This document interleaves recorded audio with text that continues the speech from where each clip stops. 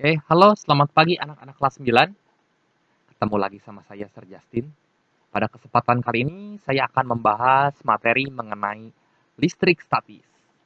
Langsung aja kita lanjut. Di fisika, kamu akan belajar mengenai listrik. Jadi listrik dibagi jadi dua. Ada listrik statis, ada listrik dinamis. Apa sih listrik statis itu? Yuk kita simak sama-sama ya.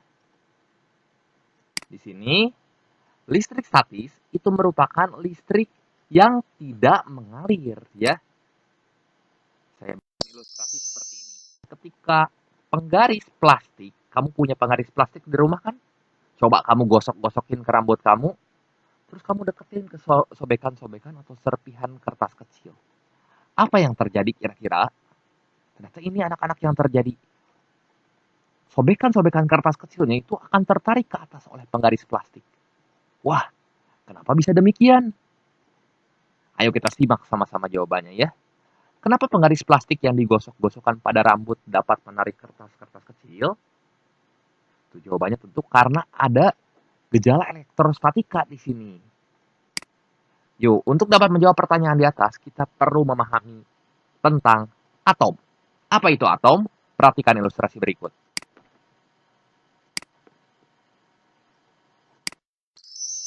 Atom.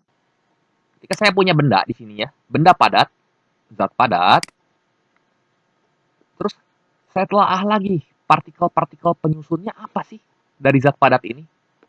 Ternyata saya lihat sekumpulan atom-atom di sini yang tersusun sangat rapat sekali itu menggumpal menjadi satu di sini hingga dia sulit untuk dipisahkan.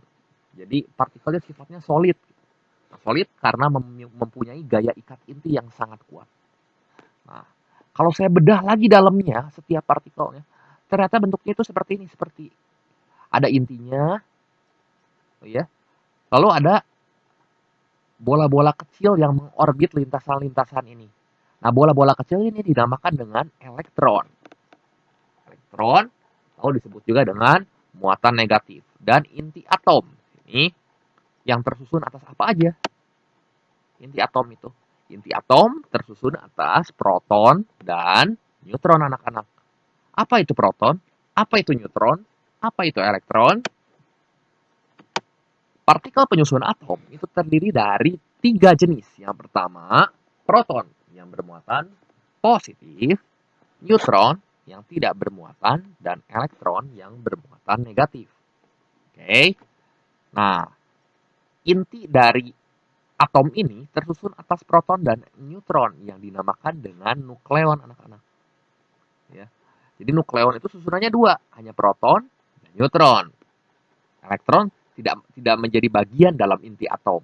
Perhatikan ya, baik-baik. Elektron tidak menjadi bagian dalam inti atom. Kemudian susunan partikel zat padat. Susunannya itu sangat rapat sekali anak-anak seperti ini. Ya. Jadi ada bola-bola yang tersusun sangat solid di sini.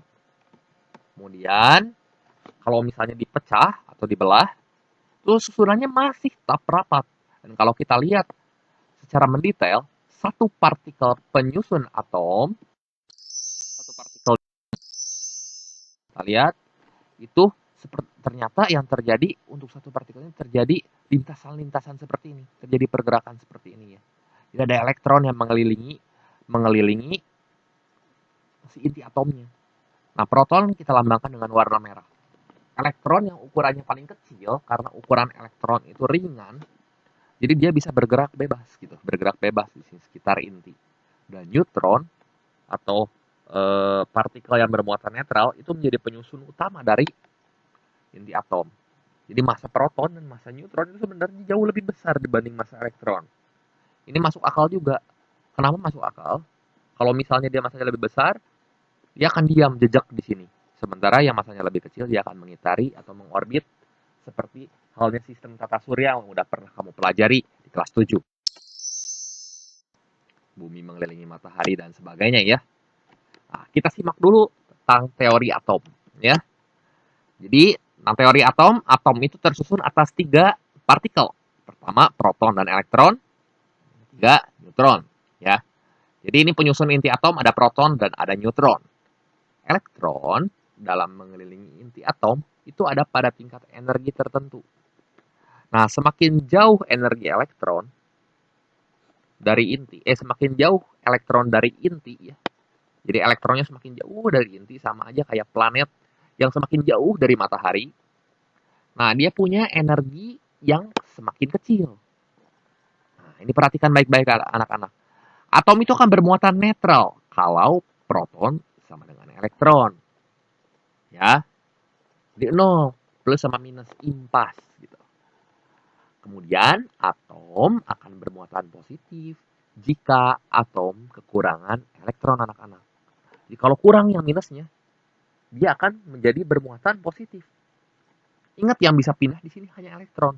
Proton maupun neutron tidak bisa berpindah atau tidak bisa ditransfer gitu. Ya, yang bisa mengitari itu hanya elektron. Seperti itu. Sama aja seperti halnya planet-planet tadi mengitari atau mengelilingi matahari. Jadi matahari sebagai pusat tata surya itu akan diam, dikelilingi oleh planet-planet. Itu yang ukuran makronya. Sekarang kita belajar yang mikronya, itu di listrik statis. Kalau atom yang bermuatan negatif, itu terjadi karena atom itu kelebihan elektron, anak-anak. Nah, kemudian model atom. Kita lihat atom hidrogen nih, anak-anak. Dia punya satu proton di sini. Dikitari oleh elektron. Nah, seperti ini. Kurang lebih. Dia berputar-putar mengelilingi proton elektron. Kita lihat lagi. Ada juga atom helium di sini. Ada 2 buah proton, 2 buah elektron, dan 2 buah neutron. Ya, lihat di sini itu. Berapa jumlah proton di atas? Ayo, nggak boleh lupa. Baru saya sebut coba. Tadi barusan. Ada 2 biji ya. Terus kemudian berapa jumlah elektronnya? Jumlah elektron itu ada 2 yang lagi berputar-putar ini jumlah elektron. Yang ketiga, apakah atom helium di atas bermuatan listrik? Gimana menurut kamu? Kalau jumlah proton sama dengan jumlah elektron, berarti muatannya netral ya anak-anak. Dia tidak bermuatan listrik. Demikian pula, lihat. Mengapa atom heliumnya itu netral? Karena sama jumlah proton sama elektronnya. Kita lihat juga contoh lain atom lithium di sini. Nah, atom lithium ini seperti ini strukturnya. Dia punya 3 buah proton, 3 buah neutron, dan 3 buah elektron. Lihat. Protonnya ada 3 yang warna merah ini nih proton nih di sini. 1, 2, 3. Berapakah jumlah elektronnya? Ini jumlah elektronnya juga ada 3. Yang muter-muter sini ada 3 kan. 1, 2, 3 gitu ya. Kemudian, apakah atom lithium di atas bermuatan listrik? Ya tentu tidak ya. Karena jumlah proton dan jumlah neutronnya sama. Nah, kenapa atom lithiumnya netral? Ya, tadi kan udah dikasih tahu alasannya ya, karena sama jumlah proton dan elektronnya. Nah, seperti itu. Jika demikian, bila mana atom dikatakan netral? Kalau tidak terjadi transfer elektron dan proton atau elektronnya sama muatannya. Seperti itu. Kemudian, muatan listrik pada atom. Kita lihat di sini ya. Ini natrium, Na plus 11 dan Cl itu plus 17. Na itu nomor atomnya itu adalah plus 11. Artinya atom natrium itu punya 11 proton. Ya, anak-anak. Apakah atom ini netral? Kita lihat, sementara yang klorin di sini, dia punya 17 proton. Apakah atom ini netral? Atau enggak? Dia nggak netral, dia kelebihan muatan. Kita lihat di sini ya. Ketika 2 buah atom ini, natrium dan klorin ini didekatkan, apa yang terjadi di sini? Ya, karena sesuatu hal, itu elektron pada atom natrium itu dapat berpindah ke atom klorin. Kenapa bisa demikian? Natrium itu akan kehilangan elektron. Ya, karena dia kehilangan elektron, akibatnya natrium ini jadi bermuatan positif anak-anak. Sementara kalau kita lihat di sini, klorin dia menerima elektron. Karena dia menerima elektron, elektronnya ini jadi banyak anak-anak. Lihat yang muter-muternya jadi banyak. Kalau yang minusnya jadi banyak, otomatis dia akan bermuatan negatif. Seperti itu ya. Kemudian kesimpulannya, bila mana sebuah atom netral itu dapat menjadi bermuatan listrik kalau terjadi transfer elektron. Ingat, yang bisa pindah itu hanya elektron saja. Proton atau neutron dia tidak pindah-pindah kemana-mana. Dan next, kesimpulan. Sini ya. Ada beberapa pertanyaan. Bila mana sebuah atom netral dapat menjadi bermuatan listrik? Kemudian ada berapa jenis muatan listrik? Ayo, muatan apa aja? Ya, atom tadi netral dapat bermuatan listrik kalau misalnya terjadi perpindahan elektron atau dia menerima sejumlah elektron. Ada berapa jenis muatan listrik? Ada dua ya, muatan positif dan muatan negatif. Kemudian, bila atom kehilangan elektron, maka akan jadi muatan listrik seperti apa? Kalau hilang, yang minusnya otomatis dia akan menjadi positif. Kebalikannya di sini. Kalau atomnya menerima elektron, dia akan menjadi bermuatan listrik jenis apa coba? Kalau dia menerima yang minusnya. Negatif, benar sekali anak-anak ya. Kemudian, muatan listrik pada benda. Kita lihat di sini, ketika penggaris plastik digosok dengan rambut atau digosok-gosokkan dengan kain wol, dia dapat menarik bulu ayam ternyata. Kenapa bisa demikian? Apa yang terjadi dengan penggaris plastik dan bulu ayam sehingga bulu ayam itu dapat tertarik oleh penggaris plastik? Itu tentu karena ada yang dinamakan gejala elektrostatika. Kayak gimana sih gejala elektrostatika itu? Lihat di sini. Muatan listrik pada satu benda. Nih, ada percobaan sederhana yang bisa kamu lakukan di rumah anak-anak ya. Nah, tujuan pertama itu untuk menentukan jenis muatan listrik pada benda. Alat dan bahannya sederhana aja bisa kamu temukan di rumah. Ada kaca, penggaris plastik, kain sutra, dan wol. Pengamatannya gampang. Ini boleh kamu lakukan di rumah. Kamu gosok-gosokin penggaris plastik ke kain wol. Dan gantungkan penggaris plastik itu pada statif dengan tali. Nah, kemudian kamu udah gosokin penggaris yang lain dengan kain wol. Penggaris, ada dua buah penggaris jadi yang kamu gosokin sama kain wol. Nah, terus kamu deketin. Amati. Apa yang terjadi kira-kira? Ya, ini hasil pengamatan. Seperti ini. Nanti kamu coba kerjakan ini ya. Plastik ketika didekati plastik kayak gimana? Plastik didekati kaca gimana? Dan kaca didekati kaca gimana? Menurut kamu. Ya. Kemudian, kaca juga kamu deketin pada penggaris yang tergantung tadi. Kaca yang udah kamu gosokin sama kain sutra, kamu deketin. Kalau kaca sama kaca, kamu juga deketin. Apa yang terjadi? Kesimpulan apa yang terjadi pada penggaris plastik maupun kaca? Ya, ketika dia diinteraksikan. Yuk, lihat pembahasannya di sini. Kesimpulan, ya.